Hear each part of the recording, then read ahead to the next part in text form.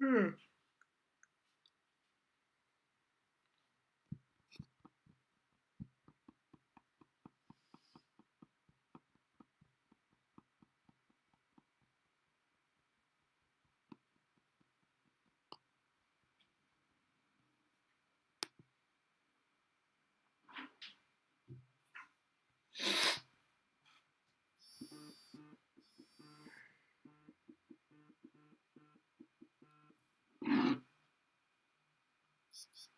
Hello, this is he.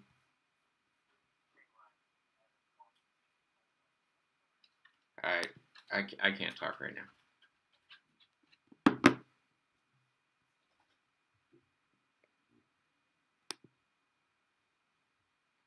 Hello, viewers.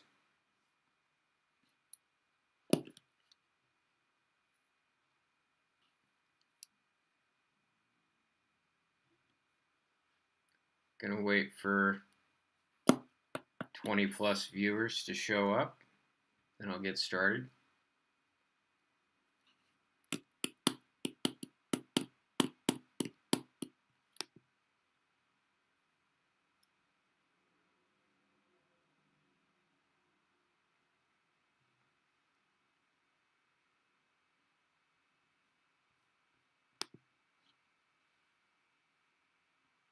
Thank you.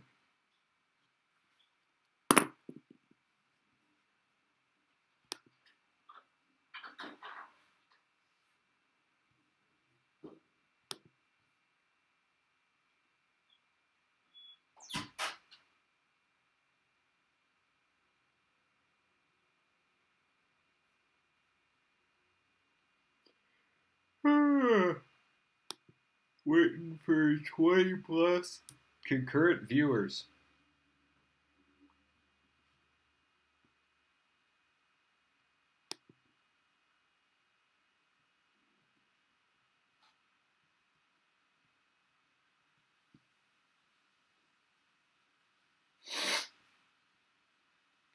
Dum de dum de dum.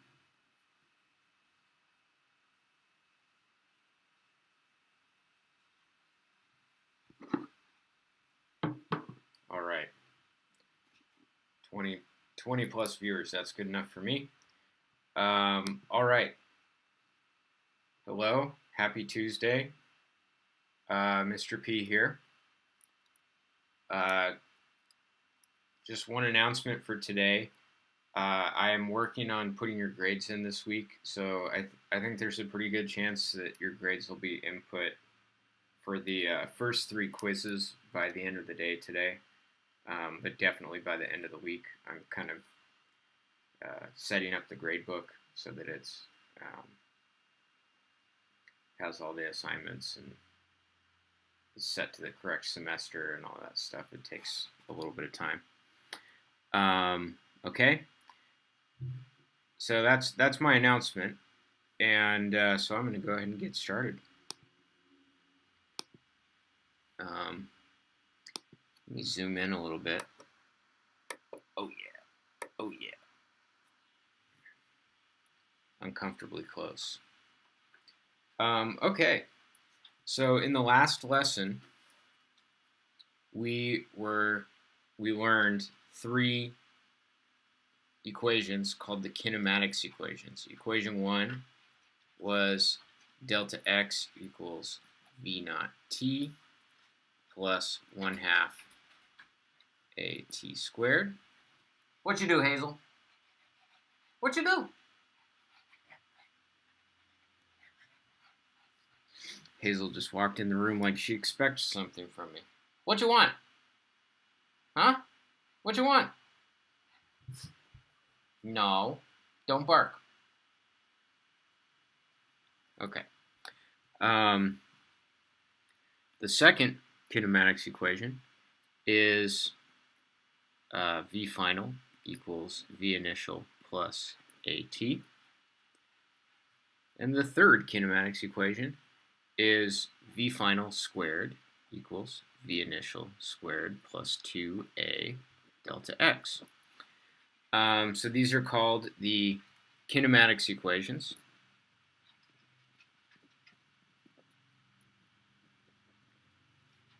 Okay?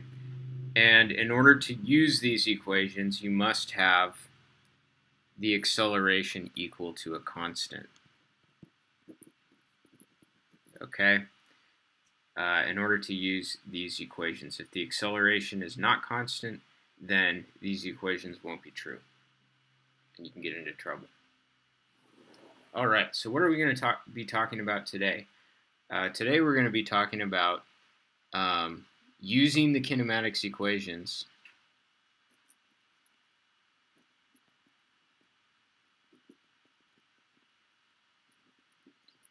when gravity causes the acceleration.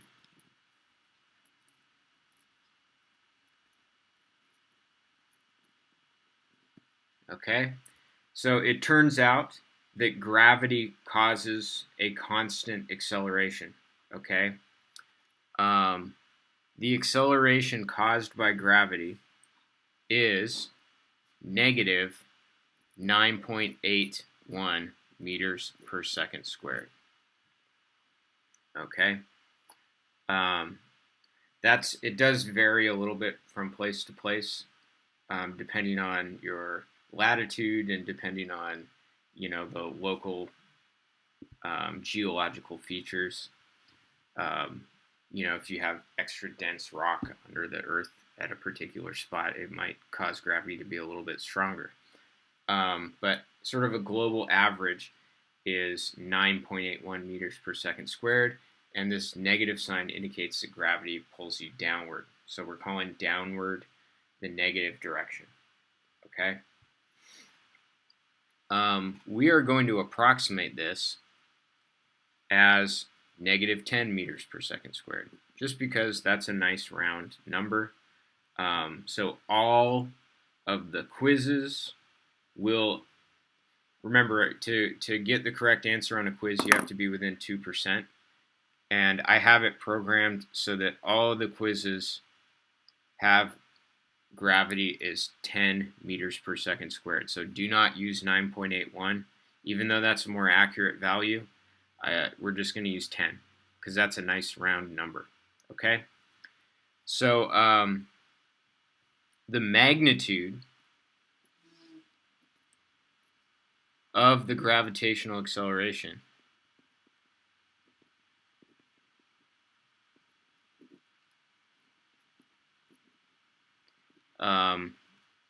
is called G. So when I say magnitude, I mean make it positive. All right. So it's called G, and it's equal to 9.81 meters per second squared. So we take away the minus sign because the minus sign, whether a minus sign is there or not, depends on which direction we choose to be the positive direction. If we had chosen downward to be the positive direction, then the acceleration due to gravity would be plus 10 meters per second squared. Okay, so but the important thing is, what is the absolute value? What is the size of that number? And it's 9.81 meters per second squared on Earth, which we will approximate as 10 meters per second squared. Other astronomical bodies have different gravitational accelerations. So this is specific to Earth. If you go to the moon, the acceleration due to gravity is about 1.6 meters per second squared.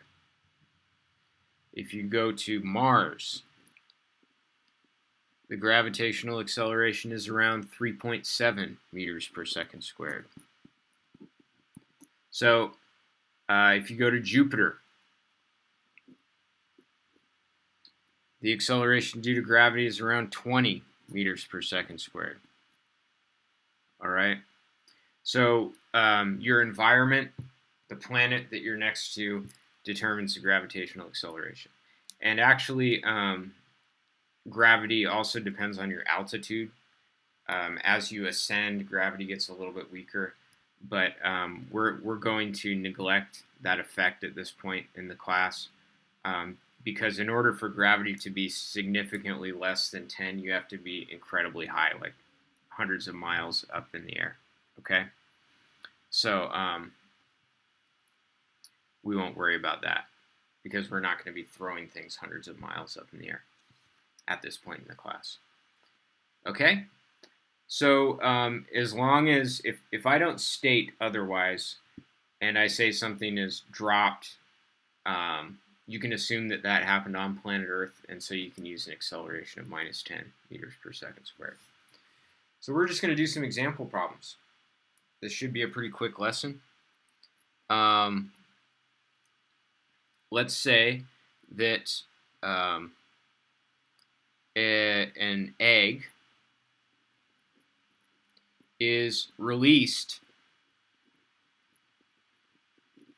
from, let's say that it's released from 75 meters high. So that's quite tall. That's like almost 200 or over 200 feet tall in the air. How much time does it take to hit the ground?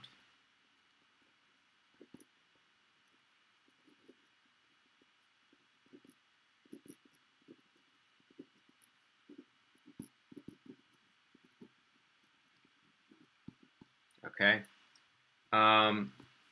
So when we say released, that basically means that the initial velocity is 0. Okay. If I said the egg is thrown, well, if I said the egg is thrown upward, that would be an initial velocity that's positive. If I said the egg is thrown downward, that would be an initial velocity that is negative. Okay. So we have that v initial equals 0. We're trying to determine how much time does it take. So the time elapsed is our question mark. So remember, with kinematics equation problems, we have to identify 4 variables that allows us to choose our equation. 75 meters in the air. So basically the egg is going to end up 75 meters below where it started. So that's a negative displacement. All right, it's going down. So you could say delta x, but x is traditionally horizontal motion, so I'm going to say delta y equals negative 75 meters. Okay. And lastly, unless otherwise stated, you're going to assume that this happens on Earth. Okay. So unless I specifically say an egg is released from 75 meters above the surface of the moon, so you're going to assume this happens on Earth, and so you'd say the acceleration is minus 10 meters per second squared. So I'm going to pause and let you type into the live chat which kinematics equation are we going to use, 1, 2, or 3, based on that information. Okay.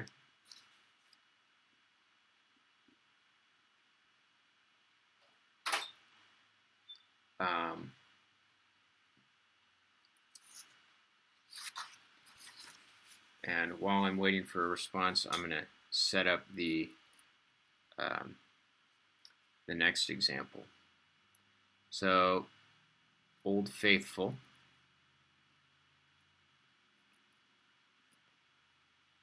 erupts,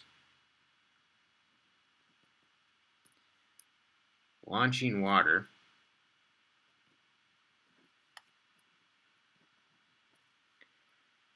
let's say 45 meters in the air.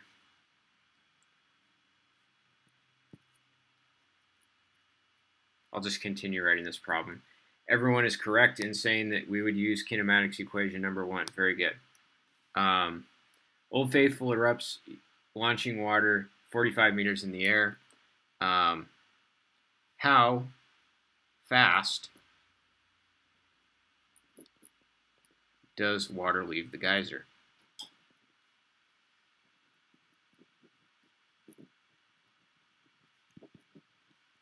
So we're going to come to that in a second. Okay, so you were correct in saying that we would use the first kinematics equation. So and I'm just going to write it as delta y, that's completely fine, is v naught t plus 1/2 at squared. So my delta y is negative 75. V naught times time, well, V naught is 0. So it doesn't really matter what the time is. This term just goes away. And then 1/2 a is going to be 1/2 of negative 10, which is negative 5. So we have negative 75 equals negative 5t squared. Dividing both sides by negative 5 gives 15 equals t squared, which says that t equals the square root of 15, which is 3.9 seconds. Okay, so that is our answer. Now, one of the things that this is actually only an approximation to the correct answer. Why? Because if you drop an egg through the Earth's atmosphere, air resistance exerts a force on the egg, which would actually make it take a little bit longer than 3.9 seconds. Okay? So we have to always keep in mind that when we're doing these problems at this level, where we're just assuming that the acceleration is constant, it's not quite true because of the concept of air resistance. Okay? So it might take a little bit longer than 3.9 seconds. However, if I said an egg was released on the moon has no atmosphere, and so therefore this equation, you would of course have to use the acceleration due to gravity for the moon, but it's going to be a lot more accurate because the moon has no air resistance. Okay, so that's that example. Okay, so for our next example, Old Faithful erupts, launching water 45 meters in the air. How fast does water leave the geyser? So let me draw a picture of what this kind of looks like, because it's a little bit confusing. So here's the ground, and Old Faithful is a geyser. Okay, so it's erupting water into the air like this. Okay, and we know that the column of water goes up 45 meters. And we want to know how fast is the water coming out of the geyser based on that. The faster the water comes out, the higher the column of water is going to go. All right. So basically for this problem, we have that delta y equals 45 meters. We want to know what V initial is. Okay.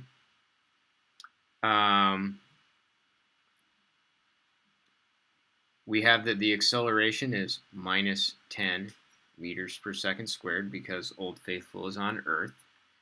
And then we need one more piece of information to solve this problem. Okay. And so this piece of information has to do with the fact that something is happening with the velocity at the highest point. Okay. So it turns out that at the highest point, the velocity is 0, just for a moment. Okay? Why is that? Well, I would like you to imagine, what if the velocity was not 0 at the highest point? What if the velocity was positive at the highest point? Well, then that wouldn't be the highest point, right? Because it's going up. And if the velocity is positive at the highest point, then that means it's still headed upwards, which means you haven't reached the highest point yet, okay? What if the velocity was negative at the highest point? Then that would mean it was going down, which means just a moment ago it came from a higher place.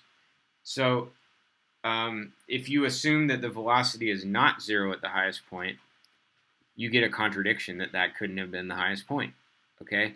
So the velocity is 0 is 0 at the highest point.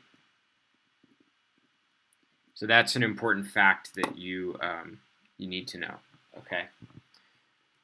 So based on that, what is going to be the equation that we would use? 1, 2, or 3. All right. And while I'm waiting for people to type in which equation to use, I'm going to write down the next example again.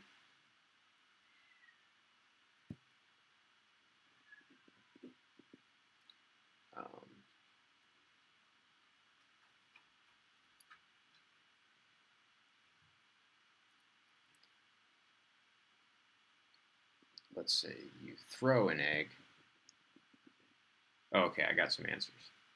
Yes, you are going to use equation 3. Very good. So equation 3 says that V final squared equals V initial squared plus 2A delta y. And again, I'm just writing it as delta y just because it's moving vertically. V final is 0. So therefore, V final squared is 0. V initial is what we're trying to figure out. So I'm going to leave that as a variable.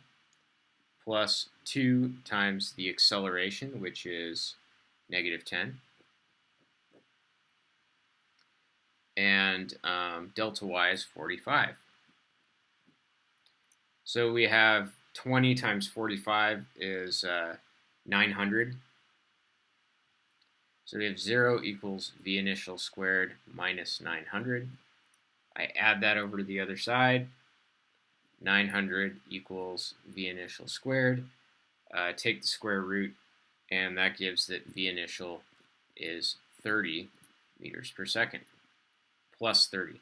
How do I know it's positive? Well, because it's a geyser. The geyser sprays. You know, technically when you take a square root, you get plus or minus 30. But based on the context of this problem, geysers spray water upward, not downward, so I can say that it's the positive root. Okay? All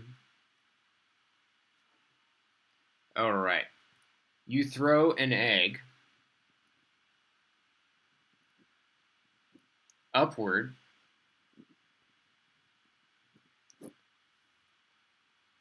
at 35 meters per second. It goes splat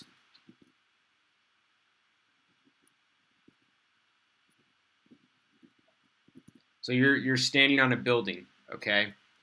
It goes splat 5 seconds later. All right.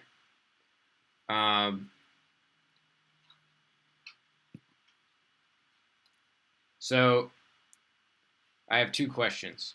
Part A is how fast is it going just before hitting the ground?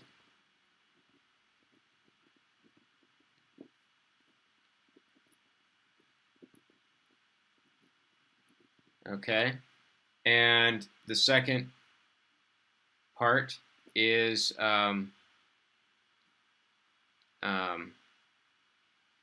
what was the elevation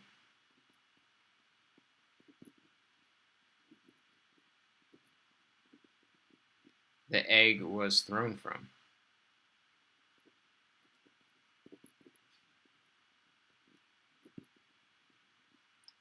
Hazel, get over here. Come on, Hazel. Hazel's on the prowl for food.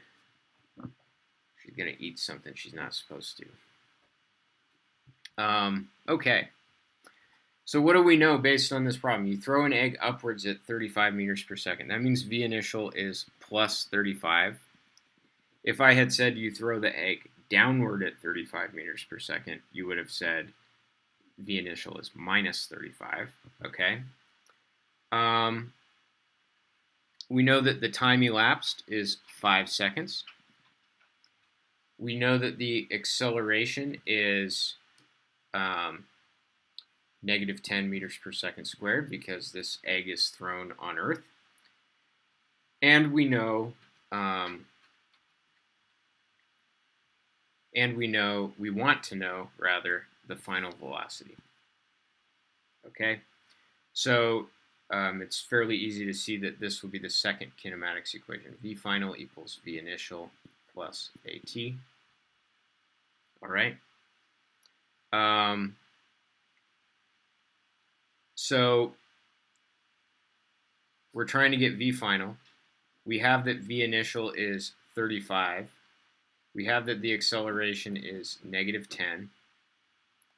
And we have that the time is 5 seconds. So we're going to get that the final velocity is minus 15 meters per second. Okay?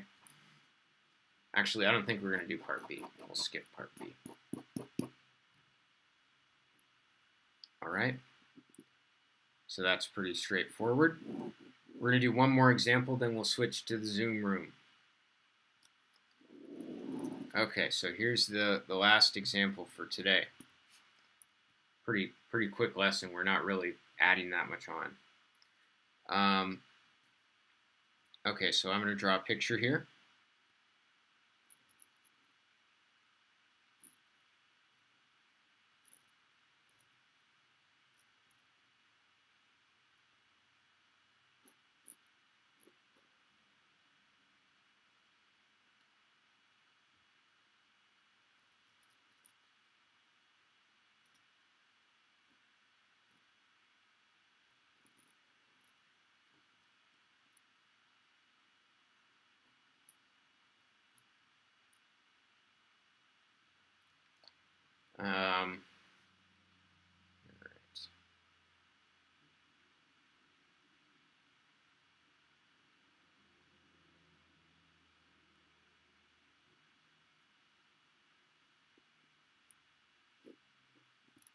All right, so the context for this: your friend chokes on a chicken wing.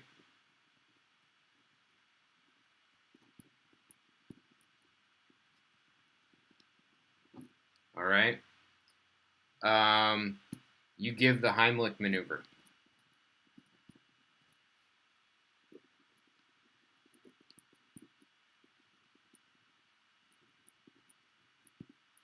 Okay.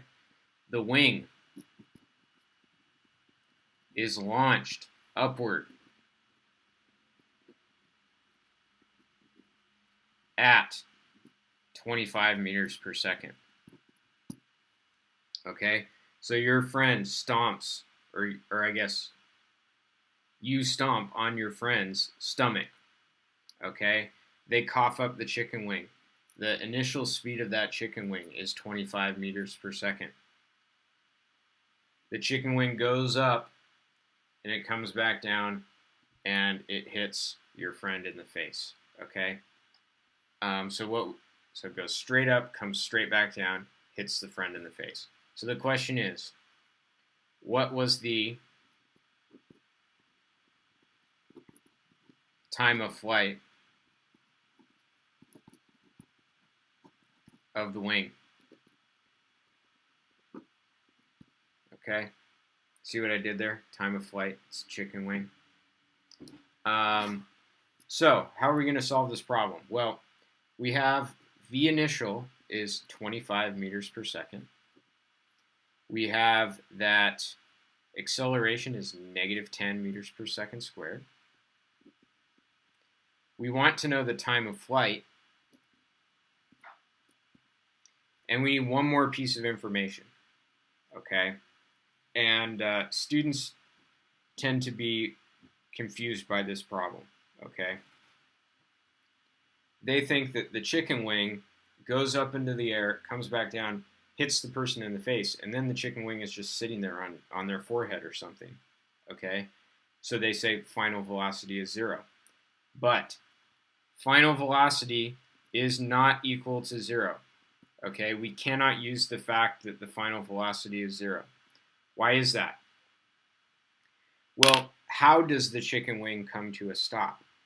The chicken wing comes to a stop because it makes contact with the person's face. Okay? And once it makes contact with the person's face, the acceleration changes. And because the acceleration changed, you cannot use the kinematics equations anymore. Okay?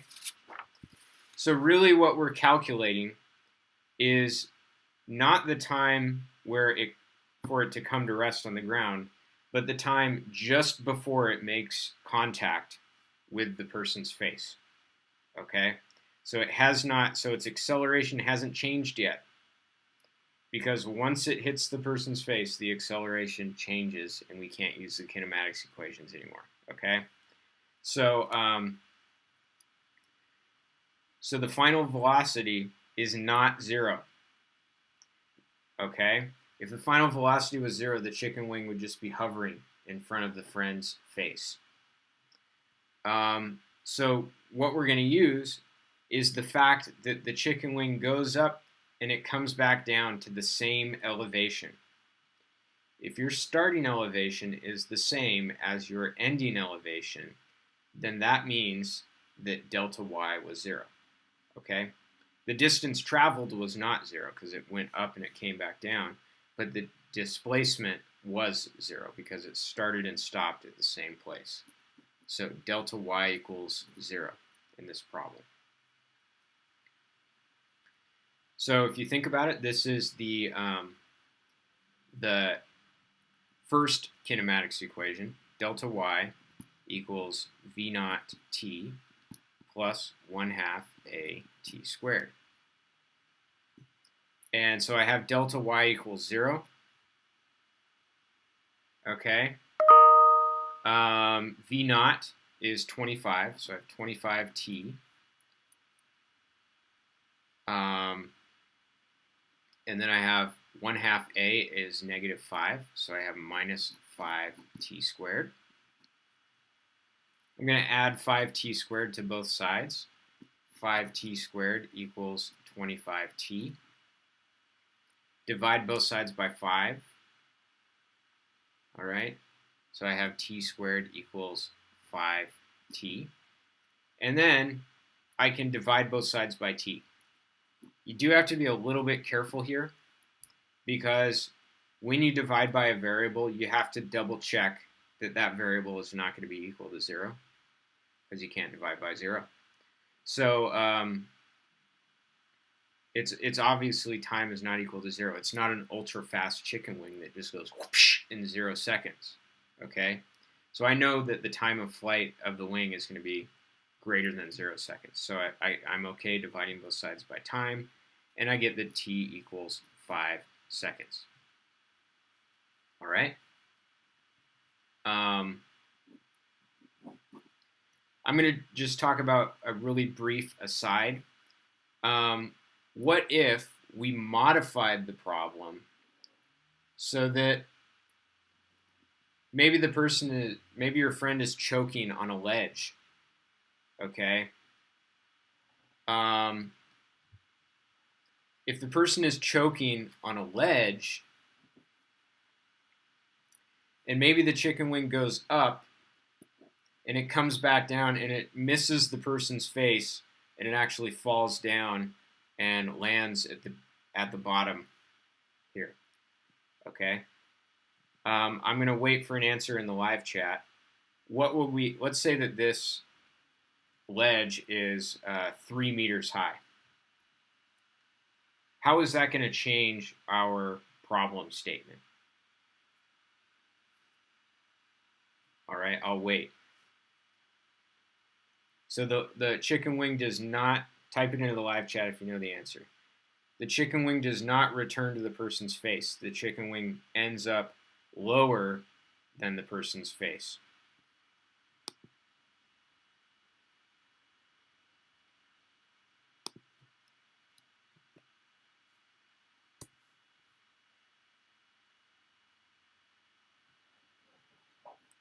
Waiting for a response. Excellent. Someone typed in delta y is -3. Okay. Delta y is -3 meters because the chicken wing ends up 3 meters below where it started. So our equation here would be modified it wouldn't be 0 equals 25t minus 5t squared. It would be minus 3 equals 25t minus 5t squared. Then we would add that to the other side, and we would have 0 equals 3 plus 25t minus 5t squared. So this would actually be a quadratic equation problem. You use the quadratic formula to solve the amount of time. So this, I don't think I have any homework problems that involve this, but this is a real-life application of the quadratic formula, is to figure out how much time projectiles are going to be in the air for. So I think that's kind of interesting. You've gone your whole life learning the quadratic formula, but not having an application of it. Well, this is a good application. Okay, so that is my lesson, and I will see you in the Zoom room. Okay, ta-ta for now.